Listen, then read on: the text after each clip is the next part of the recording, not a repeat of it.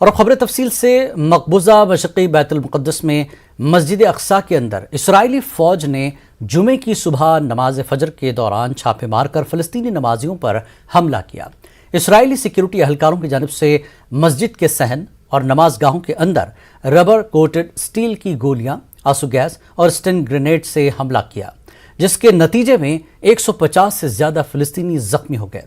فلسطین کی ہلال احمر کے جاری کردہ تحریری بیان کے مطابق زخمیوں کو قریبی اسپتالوں میں منتقل کیا گیا ہے۔ دیکھیے رپورٹ۔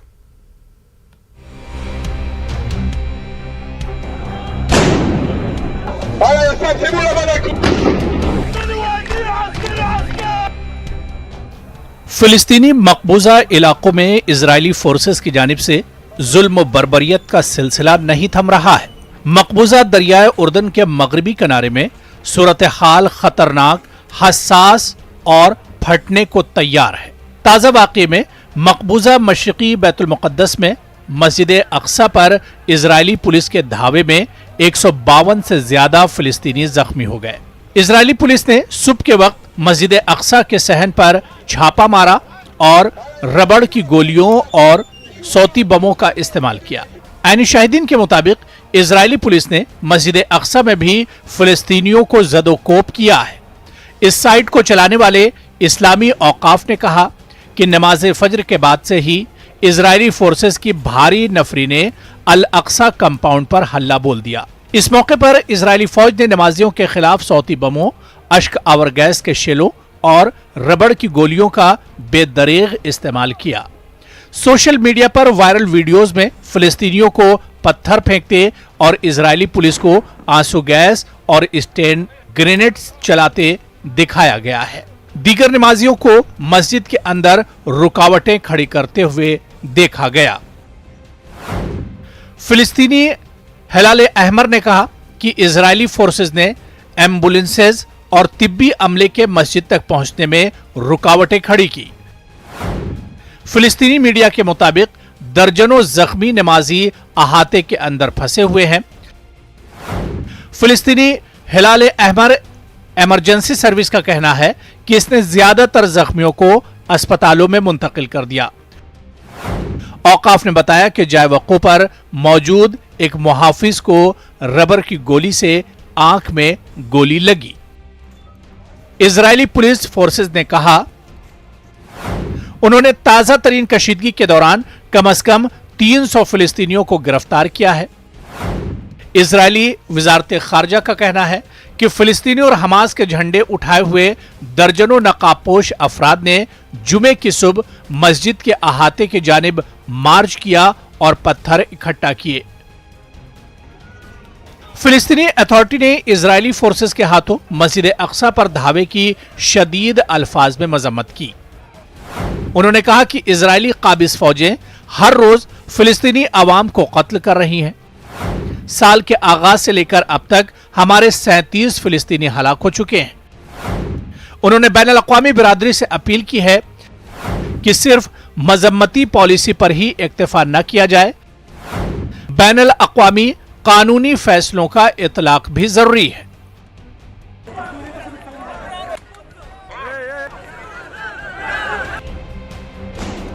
یہ تازہ جھڑپیں ایسے حساس وقت پر ہوئی ہیں جب مسلمان رمضان کے دوسرے جمعے کی تیاری کر رہے ہیں۔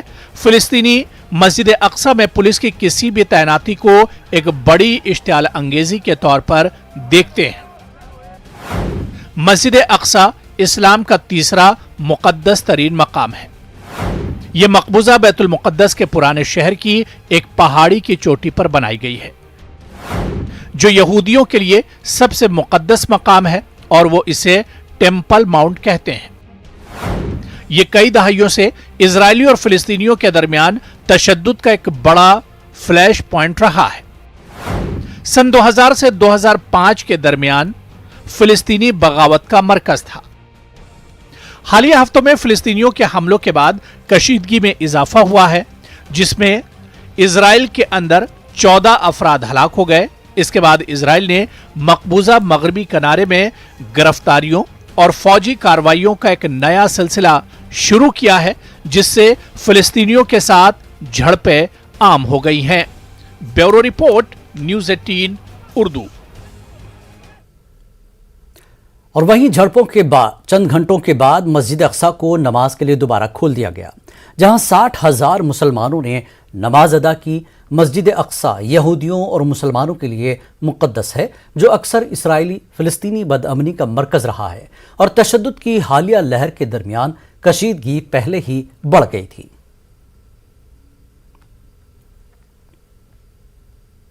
रूस नवाज अपोजिशन पार्टी के साबिक रहनुमा और रूसी सदर व्लादिमीर पुतिन के करीबी साथी विक्टर मेदवेदेचुक की बीवी का कहना है कि उनके शौहर बेकसूर हैं। मेदवेदेचुक को 3 दिन कबल यूक्रेनी फौज ने एक ऑपरेशन के दौरान हिरासत में लिया था।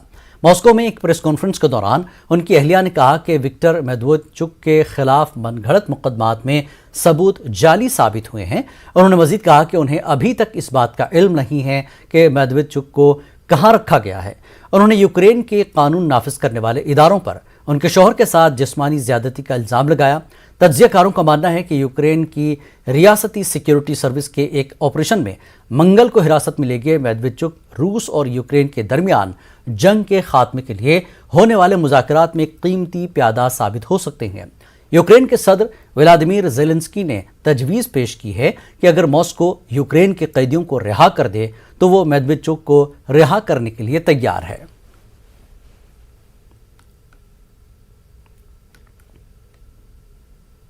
Так называемые доказательства по выдуманным делам против Виктора Медведчука оказались фейком, что установил ряд международных судебных экспертиз. Никаких обвинений, кроме желания со стороны Зеленского уничтожить политического конкурента, не были предоставлены.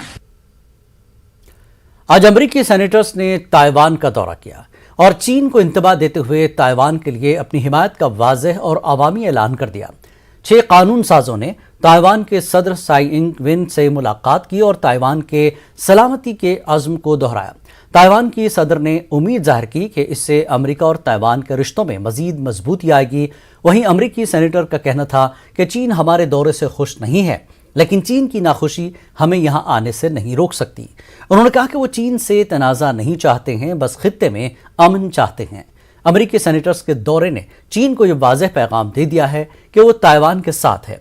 वहीं चीन ने अमेरिकी सेनेटर्स के ताइवान दौरे को इश्तिआल अंगेज़ी से ताबीर किया और कहा कि अमेरिका गैर जिम्मेदाराना तबसरे से गुरेज करे।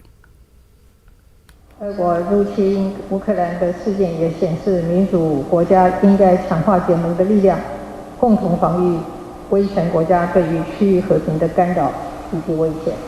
台湾一直是美国在印太区域最坚实的伙伴，我们期待能够在新的印太战略中扮演积极的角色，和美国等理念相近的国家继续共同维持印太区域的和平稳定。 Chinese government issued to our offices and publicly have communicated that they are very unhappy that we are here, but that did not dissuade us from coming. We seek no conflict with China, as I believe Taiwan seeks no conflict with China. It is a country of global significance, of global consequence, of global impact, and therefore it should be understood that the security of Taiwan has a global impact for those who would wish it ill. So we're often asked, what would America do if the Communist Chinese invaded Taiwan? Every option is on the table. We have a strong military, not to take other people's property, but to protect our freedom and the freedom of the world.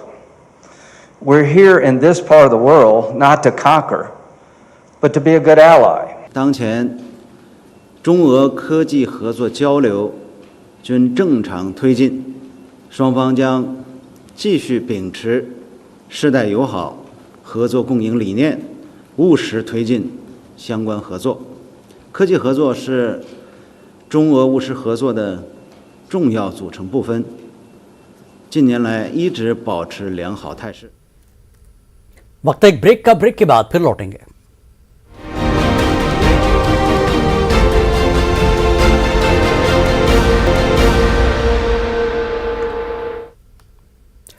आप देख रहे हैं आलमी मंजर। ہر سال کی طرح اس سال بھی امریکہ کی نیو جرسی میں شاندار افطار پارٹی کا اہتمام کیا گیا۔ اس افطار پارٹی کی خاص بات یہ تھی کہ اس میں تمام مذاہب کے ماننے والوں نے شرکت کی۔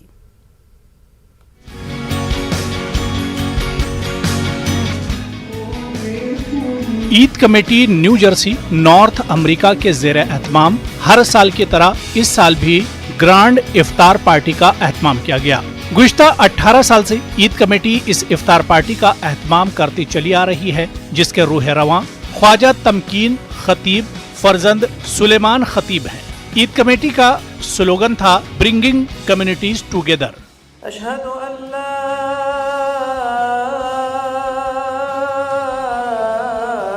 الہ الا اللہ۔ لہٰذا اس پارٹی میں نہ صرف امریکہ کی مسلم کمیونٹی بلکہ غیر مسلم کمیونٹیز، عیسائی، یہودی، سکھ اور ہندو بھی موجود تھے۔ اس کے علاوہ سرکاری اور غیر سرکاری اداروں کی اہم شخصیات بھی اس افطار پارٹی میں شریک ہوئیں۔ 10 اپریل کی گرینڈ افطار پارٹی کا آغاز تلاوت کلام پاک سے ہوا۔ موقع پر موجود علماء دین نے رمضان المبارک اور روزے کی اہمیت کے بارے میں اظہار خیال کیا۔ سکھ نمائندے جسجیت سنگھ نے اپنے خیالات کا اظہار کرتے ہوئے کہا کہ عید کمیٹی نیو جرسی جس طرح ہر سال مختلف عقائد اور شخصیات کو اکٹھا کر کے مذہبی رواداری اور یکجہتی کا پیغام دیتی ہے، وہ قابل تعریف ہے۔ انہوں نے کہا کہ رمضان کے مقدس مہینے میں مسلمانوں کی اس عبادت سے ساری دنیا کو امن اور رواداری کا پیغام جاتا ہے اور ہر مذہب میں یہ پیغام موجود ہے۔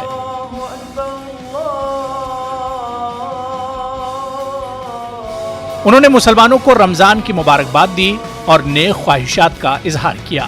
اس موقع پر مسجد دارالاصلاح نیو جرسی کے پیش امام جناب سعید قریشی کو ان کی 20 سالہ خدمات کے اعتراف میں توصیفی سند پیش کی گئی۔ واضح ہے کہ عید کمیٹی کے بانی خواجہ تمکین خطیب 18 سال سے مسلم کمیونٹی نیو جرسی کے لیے عید الفطر اور عید الاضحیٰ کی نمازوں کا بھی شاندار پیمانے پر انتظام کرتے ہیں۔ Bureau report news 18 Urdu.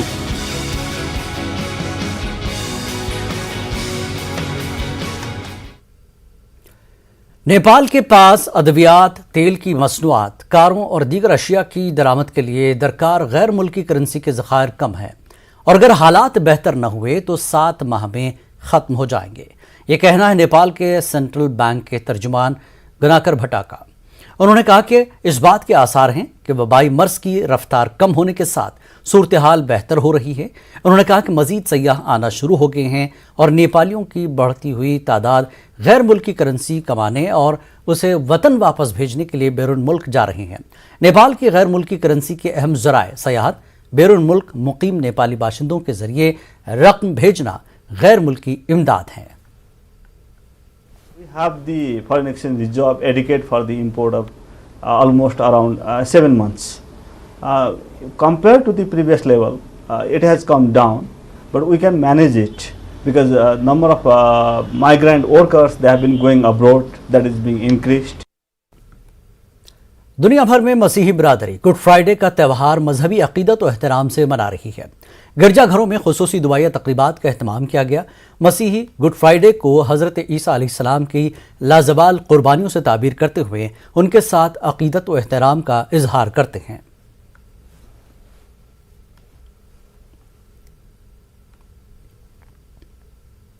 مشرقی افریقی ممالک کو ایک بار پھر شدید ترین نوعیت کے قحط کے خطرناک حالات کا سامنا ہے۔ انہیں ممالک میں سے ایک ایتھوپیا مسلسل 3 برسوں سے ناکافی بارش کی وجہ سے شدید خشک سالی کا سامنا کر رہے ہیں۔ یونیسیف مقامی حکام کے ساتھ مل کر ضرورت مندوں کو زندگی بچانے والی امداد فراہم کرنے کے لیے انتھک محنت کر رہا ہے۔ دیکھیے یہ رپورٹ۔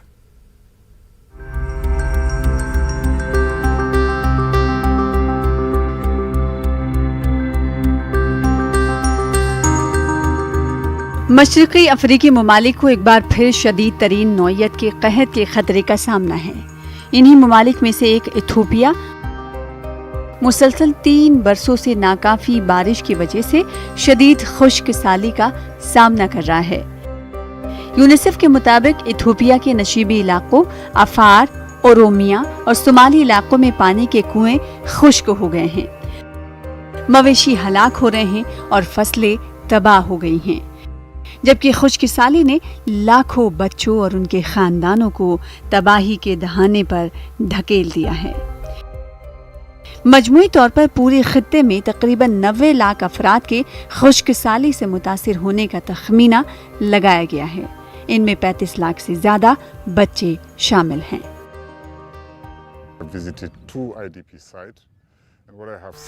मैंने 2 IDP साइट्स का दौरा किया है और मैंने जो देखा है वो दिल दहला देने वाला है। मैंने कम्युनिटीज को इस मकाम तक पहुंचने के लिए 2-3 दिन पहले चलते हुए देखा है। यहाँ हर चीज की कमी है। बदकिस्मती से हम पूरे अफ्रीका में इस सूरत हाल का सामना कर रहे हैं। मेरे ख्याल में हम इथोपिया, सोमालिया और केनिया के शुमाली हिस्से की बात कर रहे हैं और हम उन 20 मिलियन लोगों के बारे में बात कर रहे हैं जिन्हें मुमकिना तौर पर खुराक की शदीद कमी का खतरा है। पानी, जरिए माश का नुकसान, मवेशियों का नुकसान, सरहद पर आबादी की नकलो हरकत, ये सबसे अहम इंसानी बहरानों में से एक बन गया है।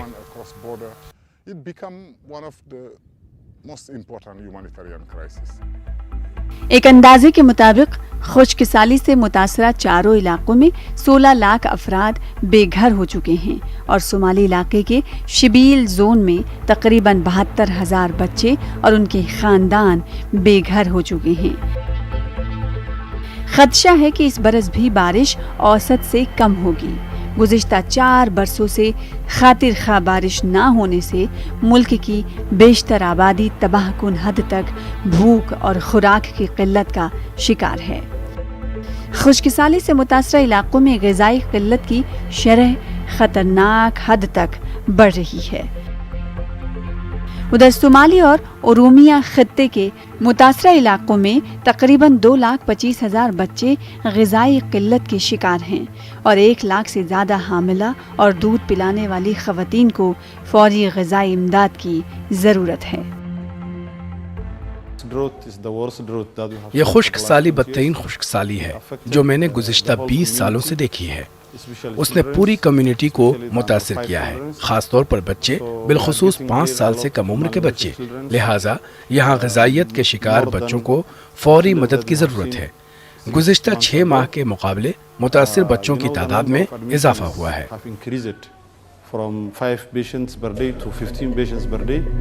सूरत हाल की संगीनी का अंदाजा यूं लगाया जा सकता है कि एक दूसरी रिपोर्ट में आलमी इदारे खुराक ने खदशा जाहिर किया है कि इथोपिया के लिए इमदादी खुराक की फराहमी में उसे कई मिलियन डॉलर की रकम की कमी का सामना है। हालांकि यूनिसेफ मकामी हुकाम के साथ मिलकर ज़रूरतमंदों को ज़िंदगी बचाने वाली इमदाद फराहम करने के लिए अनथक मेहनत कर रहा है, जिसमें बोरहोल, पानी की स्कीमों की बहाली, पानी की हंगामी ट्रकिंग, ग़िज़ाई किल्लत के शिकार बच्चों का इलाज, तालीम और बच्चों के तहफ़्फ़ुज़ के लिए मदद फराहम करना शामिल है। Bureau report, news 18 Urdu.